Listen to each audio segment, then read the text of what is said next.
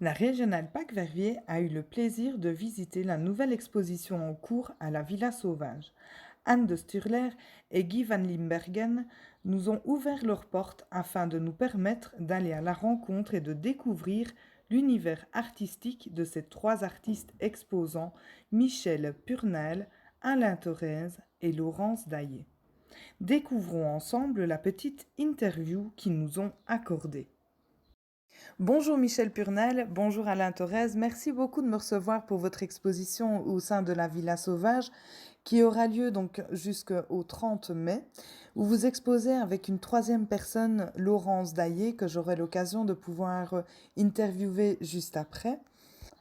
Alors, Michel Purnel, j'ai eu l'occasion de pouvoir faire un tour de toute l'exposition et j'ai remarqué que dans vos différents tableaux, il y avait aussi bien des styles tout à fait différents que des techniques différentes. Pourriez-vous nous en dire un peu plus? Il y a que j'ai une formation classique en peinture, Alors ça me permet de pouvoir me libérer et de faire ce que j'ai envie. Je n'ai pas de contraintes. Je peux laisser aller mon imagination et ma main va m'aider à sortir ça. Je n'ai pas beaucoup de problèmes pour les techniques dessinées ou picturales. Ça vient comme ça, parce que pour peindre, pour commencer à peindre, il faut beaucoup savoir, et puis il faut l'oublier, et alors on commence à peindre. Et d'où vous viennent toutes ces différentes aspirations artistiques? Je peux me promener dans le jardin et paf, je vois quelque chose. Puis alors je vois une image, je me dis tiens, cette image-là me fait penser à ceci, à ça et ça. J'ai beaucoup d'images de mon enfance et je les collectionne. Et alors aussi, je vois le monde, comme je vis très retirée. Je ne vais pas dire critique, c'est pas ça, mais je le vois d'une façon amusée. Et alors j'ai un côté peut-être un peu satirique, mais pas dans le méchant terme. Non, j'en fais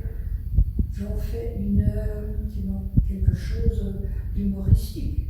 C'est rarement dramatique ce que je fais. J'ai vu que tu avais même un petit côté féerique, puisqu'il y a des tableaux qui représentent des elfes. Ça, c'était ma grande passion avec Tolkien et avec ses elfes. Et comme je disais là tantôt, ça m'a même été jusqu'à essayer d'apprendre la langue elfique, qui est une langue qui ne se parle pas. Tolkien a inventé une vingtaine de langues avec grammaire, vocabulaire, tout ça. C'est extraordinaire ce qu'il a fait. Et en plus, souvent, la langue est très belle à entendre. Et en plus, le plus, chaque lettre est un dessin.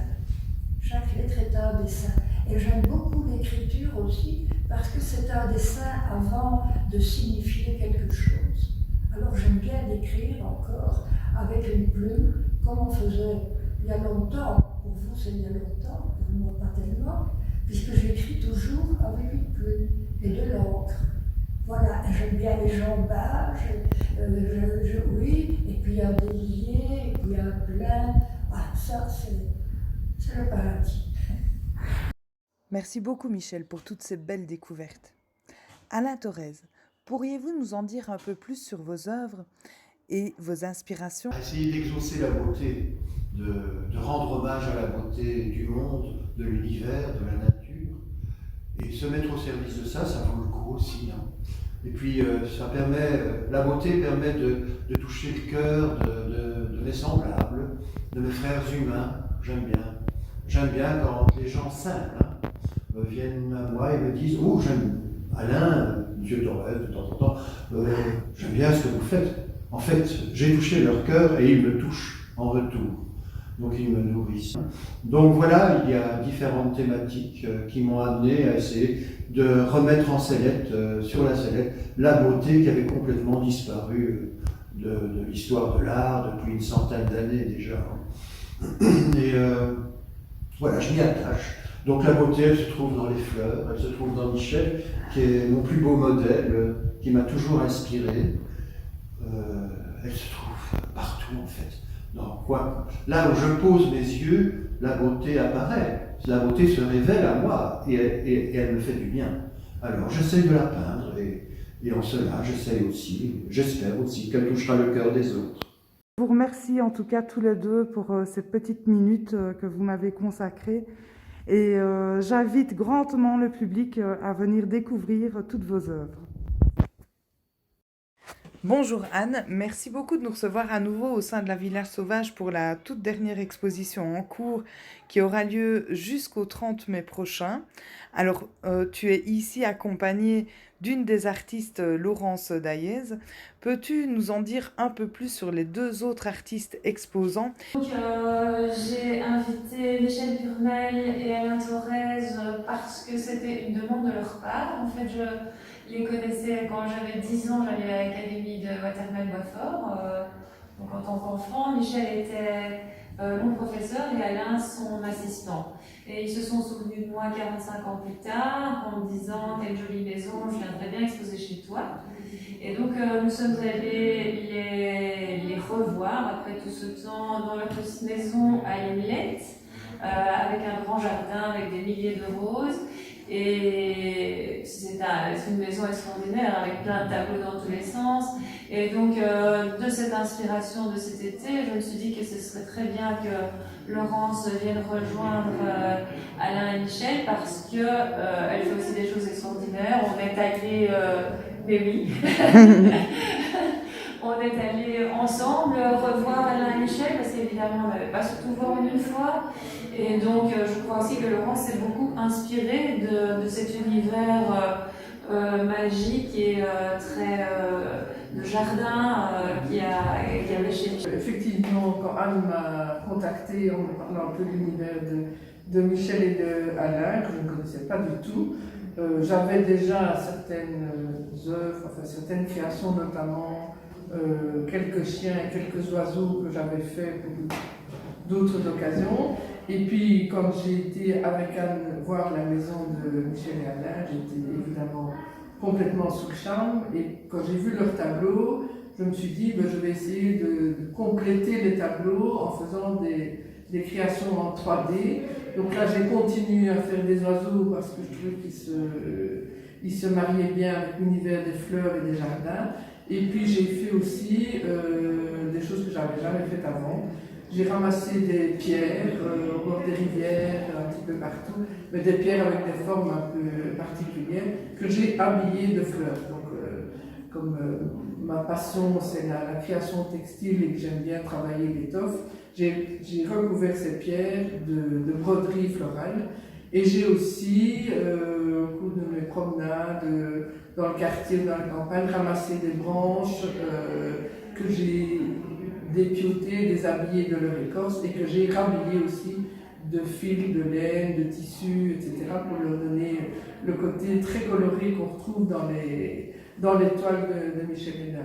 Donc c'est vrai que ce sont des toiles qui me parlaient particulièrement et je trouvais que c'était très très gai d'essayer de trouver un prolongement dans des créations en 3D pour habiller aussi d'autres partie de la Villa Sauvage, puisque Michel et Alain posent sur les murs, donc moi j'occupe les appuis de fenêtres, les dessus de cheminée, etc. Donc c'était un joli complément, un clin d'œil assez sympathique et agréable à faire. Alors, les concerts et animations auront lieu en général le dimanche à 16h, mais pour les dates, c'est bien d'aller vérifier sur l'agenda du site de lavillasauvage.be. Parce que, évidemment, pour le moment, les dates fluctuent un petit peu. Donc, on va commencer par un concert de Xavier Descamps, qui est un guitariste classique, mais c'est juste extraordinaire de l'écouter. On a l'impression qu'ils sont à 10 en train de jouer. Son CD s'appelle Prélude, sur un air de liberté. Donc, ce sera tout un univers assez magique et musical de guitare classique. Il va y avoir la conférence d'Alain Thorez parce qu'il est aussi non seulement peintre mais aussi historien de l'art. Et donc il va faire une conférence à mon avis assez extraordinaire, il la travaille depuis très longtemps pour nous la présenter.